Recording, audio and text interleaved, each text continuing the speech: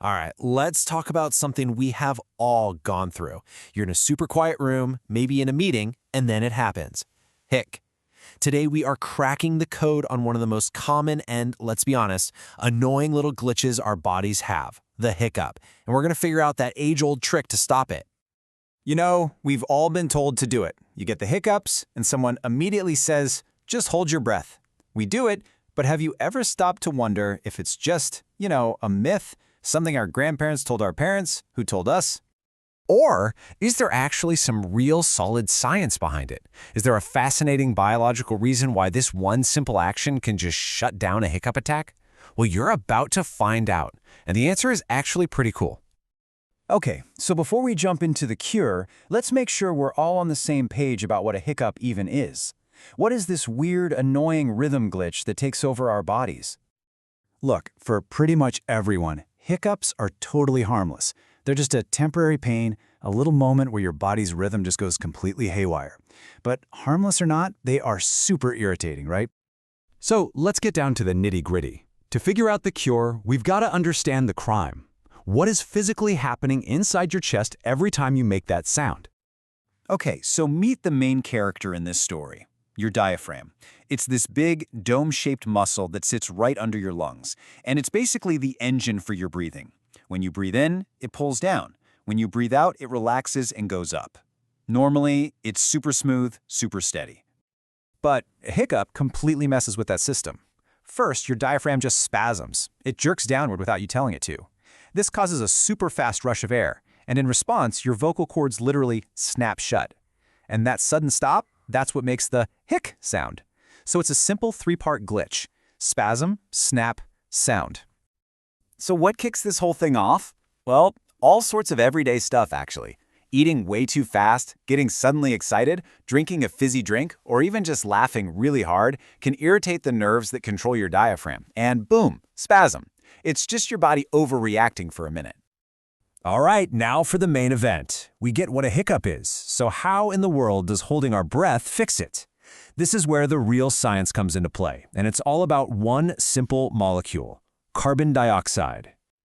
Now, you'd be forgiven for thinking that holding your breath just, physically blocks the hiccup from getting out. But that's not really what's happening. The magic isn't about what you're keeping in your lungs. No, the real secret is about what you're building up inside your bloodstream. By not breathing out, you're actually changing your body's chemistry in a really specific and, it turns out, really useful way. See, when you hold your breath, you stop getting rid of carbon dioxide, or CO2. And because of that, the level of CO2 in your blood starts to climb, way higher than it is when you're just breathing normally. This spike in CO2 basically sounds a huge alarm bell in your brain. Your brain's #1 job is keeping you alive, and breathing is right at the top of that list. So when CO2 levels get too high, your brain sends out this powerful signal that says, okay team, this hiccup thing was fun, but it's over. We need to get back to proper breathing, like right now. And that powerful signal overrides the spasm.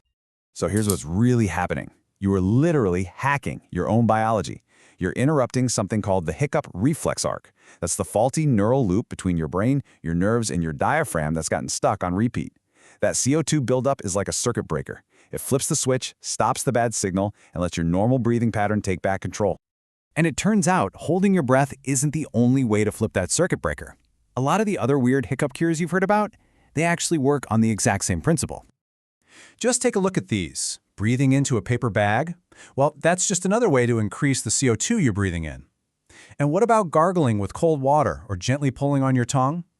Those things stimulate a major nerve called the vagus nerve, which is a key player in that whole hiccup reflex.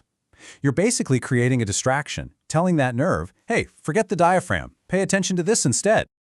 So, now that we know all this, what's the best way to do it? The key is to be calm. You want to gently hold your breath, or maybe shift into really slow, deep breathing to let that CO2 build up gradually. What you don't want to do is panic, gasping for air or holding your breath until you see stars. That can actually make the spasms even worse. You know, this whole thing just goes to show you what a powerful tool your breath really is. It's not just something that happens automatically. It's a control panel that you can actually use to influence your own body. So let's do a quick recap of what we've learned. Hiccups are just spasms in your diaphragm. Holding your breath works because it raises the CO2 in your blood. That higher CO2 tells your brain to hit the reset button on your breathing rhythm. And the best way to do it is with calm, slow breathing, because you're not just blocking air, you are actively rebooting your whole system.